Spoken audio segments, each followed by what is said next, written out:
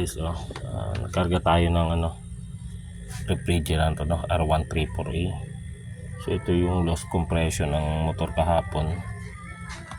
So, hindi ko natapos kasi naubusan ako ng refrigerant, so ngayon okay na siya.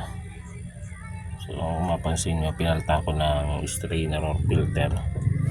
So circulation yan, pagka sinasabi sa book, ang circulation to nagsisimula sa suction, pero kung alamin nyo kung paano siya magsisimula, so syempre suction din naman tawag dito, charging line. So dito talaga papasok refrigerant.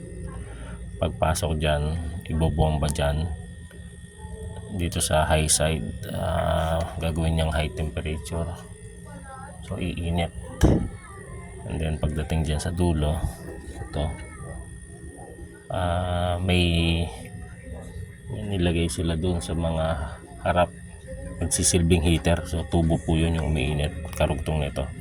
And then after nun, babalik dito. Ayan. So ngayon pasok dito yung so mainit na siya dito, papasok dito yung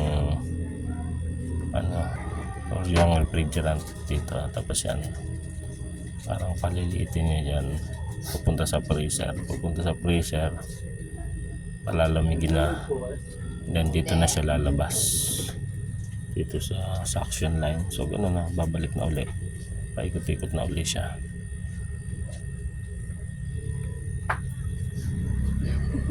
So yan, so ang amperahe niya is 0.86, so sakto-sakto. Ang karga niya is nasa G's tayo, ang refrigerant ay 134A. Iniga ko lang, hindi ko naman totally tinobro. So yan, so observation na lang tayo.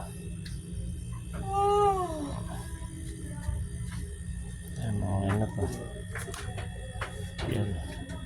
Yan po yung ating reprocess. So nakapag-vacuum na tayo, nakapag-flashing. So pinapakita ko lang dito sa observation after ng system reprocess.